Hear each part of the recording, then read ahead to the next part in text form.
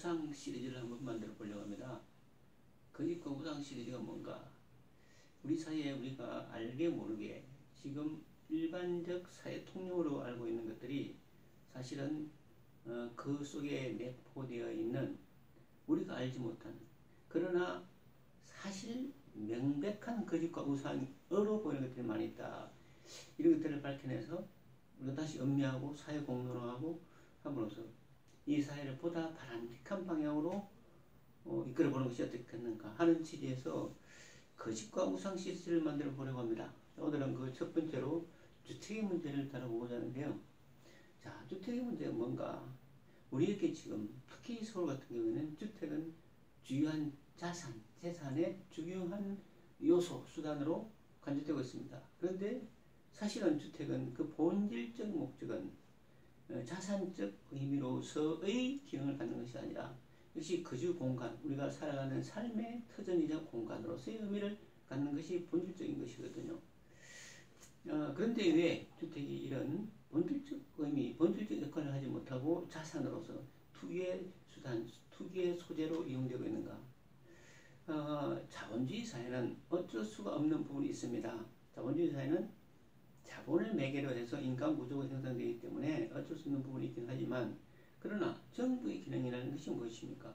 정부는 이 왜곡된 사회 구조를 정상적으로 돌려놓고 인간들이 살만한 세상, 인간들이 매력적인 세상, 살만한 세상을 만드는 것이 정부의 역할이죠. 그런데 우리 정부는 지금 어떻습니까? 이 주택시장에 대해서 크게 잘못된 개념과 관점으로 접근하고 있다는 것이 거짓과 우상이죠. 그 주요한 내용이 뭔가? 자, 주택을 자산이 아니라 거주 공간으로 바꿀 수 있는 좋은 뭡니까? 기회와 능력들이 충분히 우리 사회에 있다. 어떻게 하는가? 아주 성글게 말하면요. 지금 우리나라 1년 연간에 30만 쌍 정도가 결혼을 합니다. 30만 쌍 정도가 결혼을 하는데, 이 결혼하는 신혼부부, 청년부부들에게 집을 한 채씩 주면 어떻겠는가? 국가가 무료로.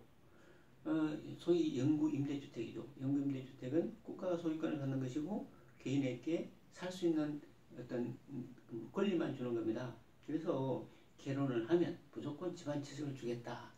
20평대, 방 3칸에 화장실 2개, 그것도 시내 교통이 필요한 것이, 결혼을 하는 신혼부부에게는 무조건 주택을 무상으로 공급하겠다라는 정책이 가능할까를 한번 생각해 보자는 거죠. 자, 그러면요, 일반적으로 20평형대 주택이면요, 평당 건축비가 500만 원 정도 됩니다. 그러면 건물 값이 원가가 한 1억 정도 들죠. 자, 땅값은요, 땅값은 이제 이 얘기를 다 하려면 무지 길어지는데, 땅값은 기본적으로 토지의 소유권은 개인에게 있지만 토지의 사용권, 토지 이외의 공간의 사용권은 국가에 있겠습니다. 이게 무슨 말이냐면은 땅을 개인 앞으로 얼마든 등기해도 이게 무용지물입니다. 왜? 사용할 수 있는 권리를 주지 않으면. 근데 이 사용할 수 있는 권리를 국가가 가지고 있다. 인허가라는 이름으로. 그것이 주요한 통제수단이 뭐냐면은 우리가 알다시피 용적률과 건폐율이죠. 우리가 일반적으로 일반 주거 지역 같은 경우에 용적률을 한 200% 정도로 인정하고 있습니다. 100평 주택에 건물을 200평 정도 지을 수 있는 거죠. 그런데 이것을 풀고 묻고 하는 것은 국가의 권리다. 그래서 땅은 개인이 소유하지만 공중의 권리는 국가가 통제를 합니다. 이 국가가 통제하는 이 공중권을 대폭 풀어버리면요, 서울 시내 집 얼마든지 지을 수 있습니다. 왜 안 짓는가? 이게 우상이고 거짓이라는 얘기죠.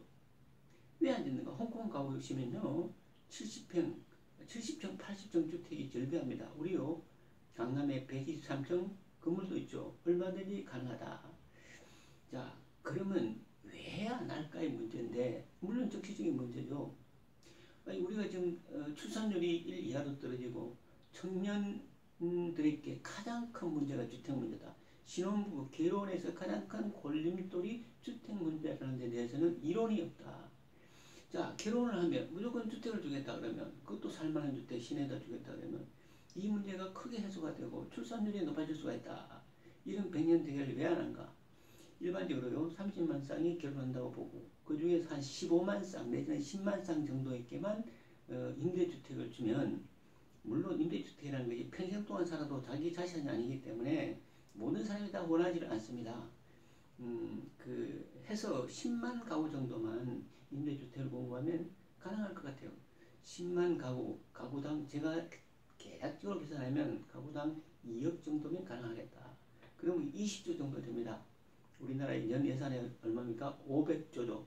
20조 정도면요. 그 청년들의 삶을 개선시키고 국가의 백년대계를 이룰 수 있는 좋은 방안이 있음에도 불구하고 이것을 하지 않는다.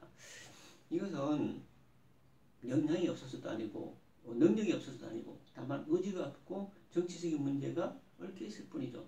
그래서 이 문제는 지금 서울시 같은 경우에는요, 개인에게 그 비용을 융자해주죠. 이거는요, 개인 입장에서, 세입자 입장에서 보면 국가에서 1억, 2억씩 아주 싼 이자로 빌려줘서 이것을 내가 임대주택을 얻는 것은 개인 입장에서 보면요, 어차피 국가에서 많은 부분을 주택 부분에 대해서 보조하는 것은 마찬가지인데 이것과 영구 임대주택을 지어서 직접 주는 것은 큰 차이가 있습니다. 영구 임대주택을 많이 지어주면요, 기존의 주택 가지고 있는 분들이 세를 놓지 못해서 집값이 떨어집니다. 그런데 국가에서 융자를 해주는 것은요, 현재 있는 임대업자들, 건물주들 살려주는 하나의 방법이죠. 건물주들이 세를 놓기 편하게 하기 위해서 국가에서 임차인에게, 세를 살 사람들에게 돈을 빌려주는 거죠. 이것이 어떤 차이를 갖고 있느냐, 집값을 더욱더 올리는 하나의 기제가 되느냐, 아니면 집값을 떨어뜨리냐 문제죠. 집을요, 무상으로 임대주택을 대폭 공급하면 서울 시내 주택 가격 많이 떨어집니다. 지금 강남의 집값 잡을 필요가 없죠. 강남의 집값이 평당에 5천 가든 평당에 1억이 가든 국가에서 왜 상관을 하냐 이거죠. 자본재는 상관을 하지 않는 게 가장 좋습니다. 그래서 국가는 이 자본재, 소위 시장에 대해서는 관여를 하지 말고 강남의 집값을 잡을 생각하지 말고 강남이든 강북이든 지방 중소도시 어디든 임대주택을 용적률을 대폭 풀어서 특별법을 만들어서 용적률을 대폭 풀어서 그 신혼부부에게 100% 임대주택, 본인이 원하는 경우에 100% 임대주택을 건설하자. 이것은 아주 쉽고도 간편하고 충분히 할 수 있는, 국가가 의지만 가지면 할 수 있는 일이다. 왜 안 할까? 기득권들의 음모가 아닐까? 혹은 정치권들의 얕은 어떤 정치적 전략이 아닐까? 이런 생각을 해보는 거죠.